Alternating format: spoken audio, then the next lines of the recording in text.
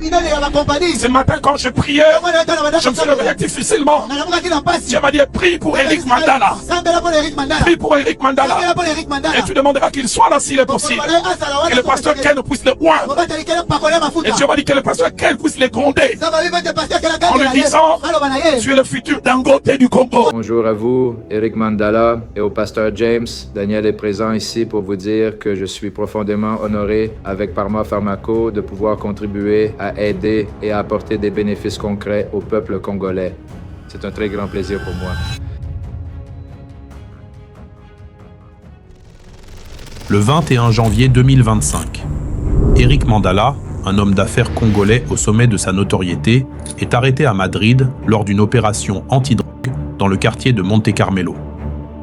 La police saisit 171 paquets de cocaïne pour un poids annoncé d'environ 197 kilos, ainsi que de l'argent liquide et 50 000 USDT. La scène est filmée par les forces spéciales espagnoles. Fusils braqués, arrestations sèches, menottes au poignet, après des mois de filature par la DEA américaine et les services antidrogue espagnols. En République démocratique du Congo, c'est l'électrochoc.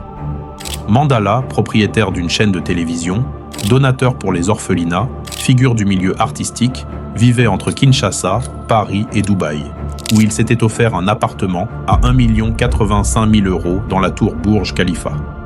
Fally Ipupa lui avait dédié un morceau, Inos B le citait dans ses refrains. Tout le monde l'admirait. Voici la véritable histoire cachée derrière l'affaire Eric Mandala. Quelques mois plus tôt, à des milliers de kilomètres de là, dans les rues vibrantes de Kinshasa, le nom d'Eric Mandala Kinzenga était sur toutes les lèvres. Mandala, on le prononçait avec respect et admiration. Grand sourire, allure de self-made man, il affichait partout l'image d'un entrepreneur à succès et d'un philanthrope généreux. Dans son pays, tout le monde voyait en lui un modèle de réussite légale. On prophétisait même qu'il deviendrait le Dangote de la République démocratique du Congo. C'est dire l'envergure du personnage. Ancien propriétaire et fondateur de la chaîne Univers Group Télévision, Eric Mandala se présentait comme un véritable magnate des médias et des affaires. D'après ce CV idéal qu'il offrait au public, il est né le 26 juin 1976 à Kinshasa, a fait ses études en gestion à Paris et aurait développé très tôt le sens des affaires, lançant ses premiers petits business à 14 ans. On raconte qu'il aurait même servi comme diplomate en Tanzanie dans sa jeunesse, preuve de son entre-gente internationale. Plus tard, il fonde en 2008 sa première grande société de transport à Nairobi. De retour au pays, il diversifie ses activités, autant de réussites affichées qui font de lui un notable en vue. Homme de foi se disaient certains, homme de réseau corrigèrent d'autres en privé. Car Mandala savait soigner son image. Il finançait des œuvres de charité, s'occupait d'orphelinats, distribuait des enveloppes de dons avec une humilité. Signe de son influence, les stars de la musique congolaise chantaient ses louanges. Dans les quartiers populaires, les tubes de Fally Ipupa, Inos B ou Ferregola résonnent chaque jour. Et devinez quoi? Le nom de Mandala y est scandé fièrement.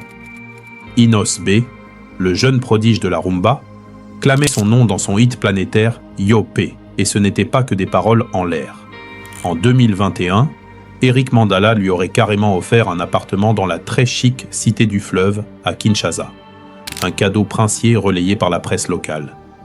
Cette générosité ostentatoire envers les musiciens lui a valu un profond respect dans le milieu artistique et lui assurait en retour une popularité auprès de la jeunesse branchée. Il allait même jusqu'à publier un livre autobiographique, Eric Mandala, mentor africain, inspiration, vision, résilience, où il raconte sa success story en se posant en modèle pour la jeunesse. Tout semblait indiquer qu'il avait réussi à force de travail et de foi, dans un pays où percer honnêtement est pourtant un défi. Bref, Mandala avait tout pour lui aux yeux du grand public. La richesse, la piété, la réputation d'aider les autres, et un carnet d'adresses qui allait du monde des affaires aux étoiles de la musique. Derrière l'image, il y a la machine à cash bien réelle de ces entreprises déclarées. Eric Mandala aime rappeler qu'il dirige plusieurs sociétés florissantes. Passons-les en revue. car c'est là l'ossature légale de son empire, celle qui justifiait son train de vie aux yeux de tous. Au cœur des activités déclarées d'Eric Mandala figure Universe Group Télévision. Apolitique, Eric Mandala, ce businessman, voit plus loin que la plupart des opérateurs économiques congolais. Il se lance dans les médias en créant un organe de presse ultra moderne qu'il met au standard international, qui a comme créneau l'événementiel avec un équipement ultra moderne et un personnel formé et de qualité afin de donner une meilleure image des médias en République démocratique du Congo. Voici Univers Group Télévision. Une chaîne fondée en 2018 à Kinshasa. Il en était le propriétaire et président du conseil d'administration. En 2022, Universe TV est revendu à des proches du président Félix Tshisekedi pour environ 2 millions de dollars. Une autre activité régulièrement citée est celle liée au commerce de diamants. Le Congo regorge de diamants et de nombreux hommes d'affaires s'y frottent, avec plus ou moins d'opacité. D'après des sources espagnoles, Mandala était connu comme un entrepreneur spécialisé dans le commerce de pierres précieuses, notamment les diamants. A-t-il possédé des concessions minières ? Était-il courtier exportateur ? Les détails manquent, mais le journal El País évoque un chef d'entreprise de la RDC dédié au commerce de diamants et à la logistique, décrivant clairement Mandala sans le nommer. Cela suggère qu'il avait probablement une société de négoce de diamants, peut-être basée à Anvers ou Dubaï, comme beaucoup de diamantaires, et une entreprise de logistique pour le transport de marchandises. Ce duo business est cohérent. Transporter de la marchandise précieuse nécessite de contrôler la logistique. Néanmoins, le fait que son nom soit mentionné dans un contexte de narcotrafic par la police espagnole sous l'appellation « empresario de diamante » laisse entendre que ce statut de diamantaire aurait pu être la façade parfaite à d'autres activités plus troubles. Nous y reviendrons. Nous avons ensuite sa troisième société notable, l'entreprise Faman Trading Company, qui s'est muée en Obstiné SARL quelques années plus tard. Obstiné SARL, c'est aussi la fabrication et distribution des détergents en poudre de marque Labella et Alvina et du papier hygiénique de marque Obstiné. Avec cet empire média, mine, industrie, transport, Eric Mandala affiche des revenus multiformes. Il siège en patron dans des conseils d'administration sans jamais trop entrer dans les détails financiers publiquement. Ce qui a alimenté ces sociétés semble provenir de fonds propres ou d'investisseurs privés. On le qualifie de multimillionnaire, et vu son train de vie, c'est crédible, mais difficile de savoir combien exactement il pèse en toute légalité. Le train de vie, parlons-en justement. Comment ces affaires officielles reflètent-elles ce qu'on voit de l'extérieur ? C'est l'écart intrigant que certains ont relevé bien avant le scandale. Ces entreprises déclarées peuvent-elles vraiment payer tout ça ? Se demandèrent quelques observateurs prudents.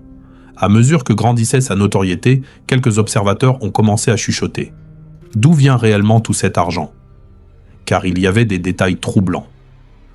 Le train de vie de Mandala semblait défier les lois de la gravité économique en RDC. Certes, ces entreprises prospéraient officiellement, mais de là à justifier ces dépenses faramineuses, un détail finit par éveiller les soupçons de certains enquêteurs internationaux. En 2020, Eric Mandala avait acheté un appartement de luxe au 84e étage de la tour Burj Khalifa à Dubaï pour la coquette somme de 1 085 000 €. Oui, vous avez bien entendu, le plus grand gratte-ciel du monde, 828 mètres de haut, et lui, l'homme d'affaires congolais, possédait un pied-à-terre dans les nuages, de 222 mètres carrés, comme n'importe quel nabab du Golfe. Pour beaucoup, c'était un signe d'ambition incroyable. Après tout, pourquoi un businessman de Kinshasa ne réussirait-il pas à Dubaï ? Mais pour d'autres, plus cyniques, c'était un indice que l'argent coulait à flot de sources peut-être inavouables.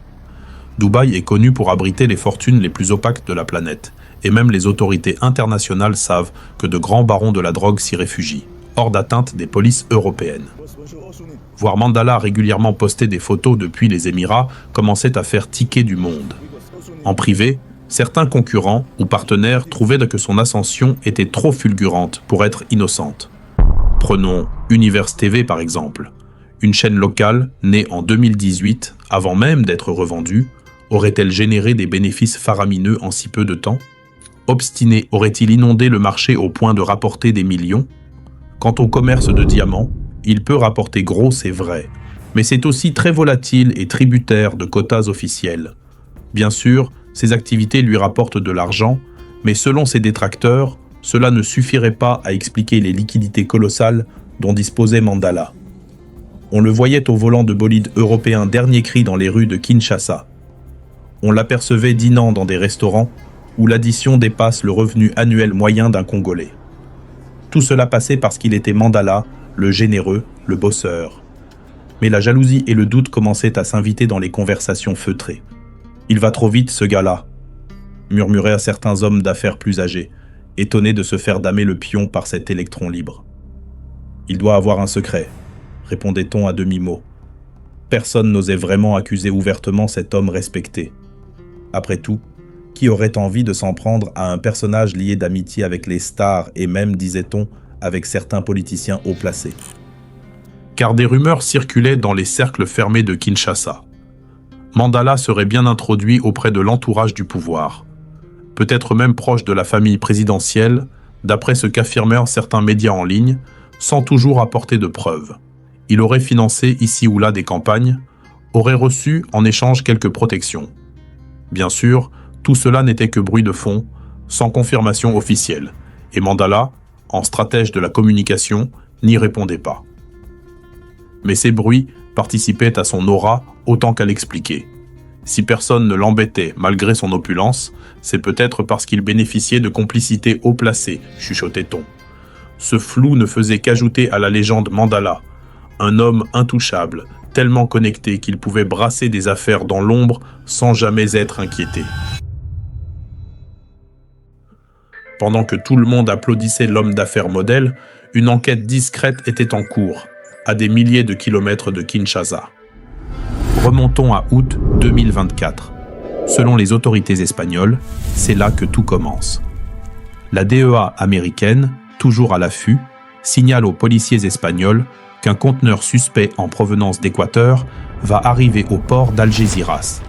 Dans ce conteneur, presque 200 kilos de cocaïne très pure, planquée dans une cargaison apparemment banale. La marchandise est surveillée de près. Les Espagnols, via leur unité antidrogue UDIGCO, décident de ne pas l'intercepter en douane, mais de la laisser filer pour mieux remonter la filière. Commence alors une filature méticuleuse, style polar international. Le conteneur passe les contrôles et suit son chemin jusqu'à Madrid. Là, les enquêteurs identifient des individus venant d'Afrique subsaharienne qui semblent se mettre en mouvement pour réceptionner la drogue. Parmi eux, un certain Eric Mandala. Leur plan, d'après la police, est un pass de droga. En argot, un transfert de drogue d'une cache à une autre. La cocaïne, répartie en 171 paquets marqués, avec le logo Adidas, détail insolite visible sur les photos de saisie, a été sortie du conteneur et apportée jusqu'à un parking souterrain d'un centre commercial dans le quartier de Monte Carmelo, périphérie nord de Madrid. Là, nos compères ont préparé une fourgonnette aménagée.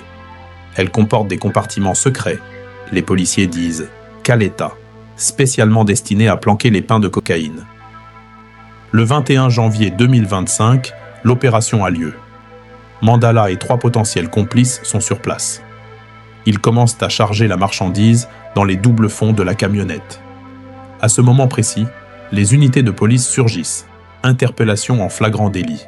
C'est l'idéal pour les forces de l'ordre. Menottés sur le vif, Mandala et les 2 autres n'ont aucune échappatoire.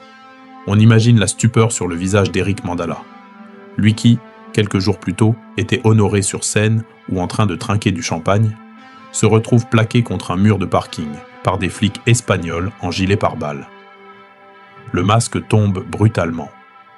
Les policiers saisissent tout le matériel probant, les 197 kilos de cocaïne. Ils ont affiné le poids exact à 197 kilos, d'une valeur d'environ 6 millions d'euros en gros, la camionnette, les téléphones portables de l'équipe, un peu de liquide, 2 800 € et 5 500 $, et surtout une trouvaille moderne. 50 000 $ en crypto-monnaie Tether, USDT. Cette crypto, stable, devait servir aux transactions discrètes. Selon les autorités espagnoles, il s'agirait de l'un des rares dossiers impliquant directement des ressortissants subsahariens à ce niveau de trafic. D'habitude, ce sont des réseaux latinos ou européens connus, mais là c'est un réseau composé de ressortissants congolais qui débarquent dans leur filet. En quelques minutes, Eric Mandala, le magnate, devient Eric Mandala, le suspect numéro 1 d'une affaire de trafic international. Immédiatement après l'arrestation, un juge madrilène les place en détention provisoire sans caution. On ne laisse pas repartir dans la nature des types pris avec presque 200 kilos de coke. Mandala se retrouve donc incarcéré en Espagne, coupé de ses soutiens. De l'autre côté de la Méditerranée, personne n'est encore au courant.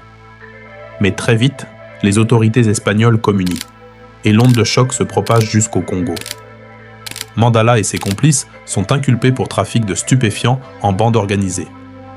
Les charges sont ahurissantes. Importation, possession et tentative de distribution de cocaïne à grande échelle, association avec des trafiquants internationaux.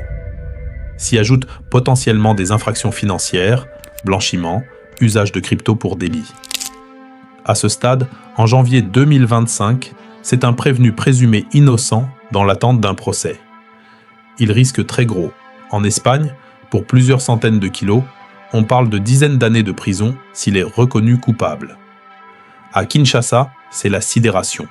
Beaucoup apprennent au même moment l'arrestation et la raison de celle-ci. Trafic de drogue. Les Congolais découvrent stupéfaits que leur modèle de réussite est accusé d'être un baron de la cocaïne. La phrase fait l'effet d'une bombe. Sur les réseaux sociaux congolais, les réactions se déchaînent. Incrédulité, déni, colère, moquerie parfois.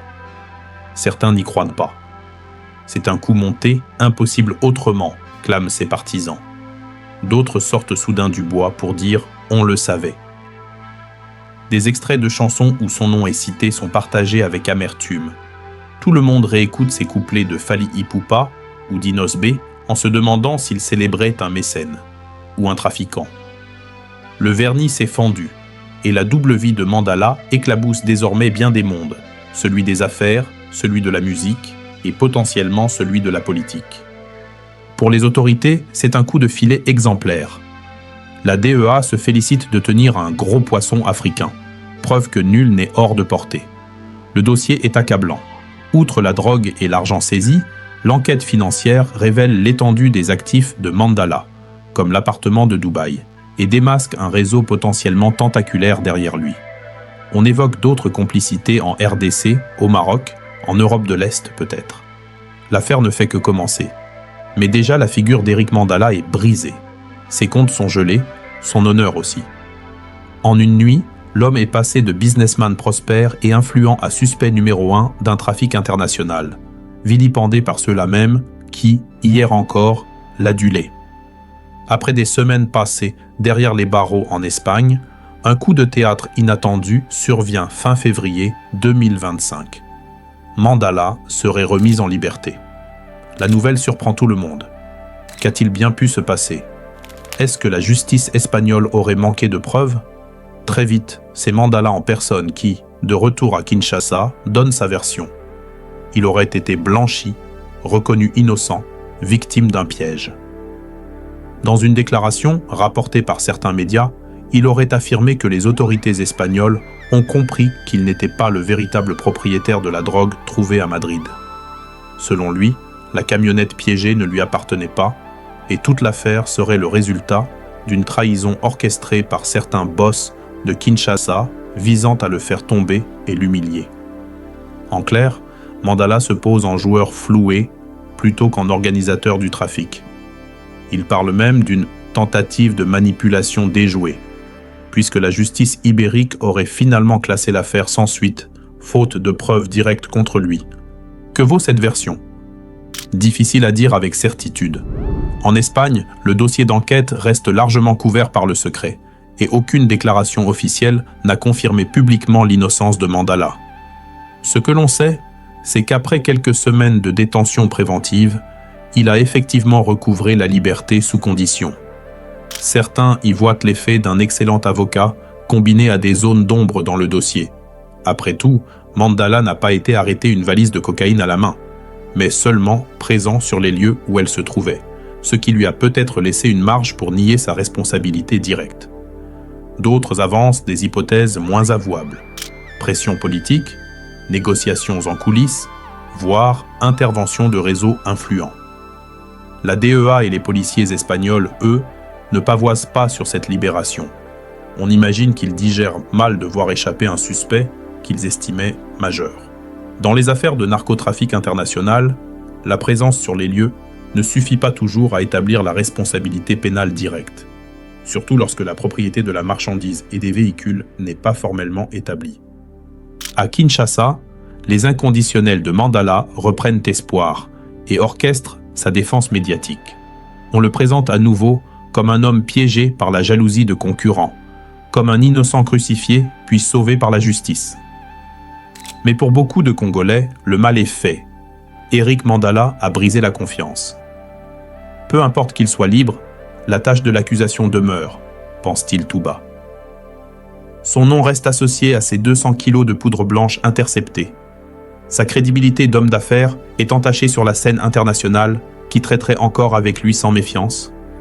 Et localement, s'il tente de redorer son blason, il trouvera à coup sûr la route plus ardue qu'avant.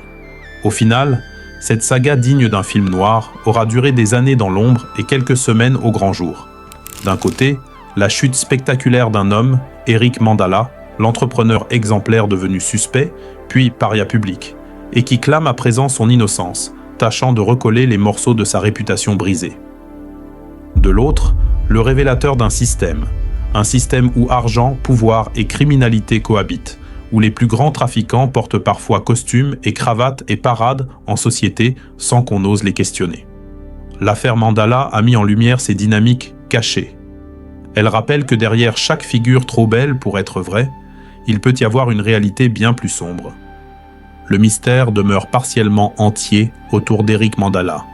Mais une chose est sûre, plus personne ne regardera un homme d'affaires à succès de la même façon sans se poser la question. Et si, derrière le sourire et les bonnes œuvres, se jouait une toute autre partition ?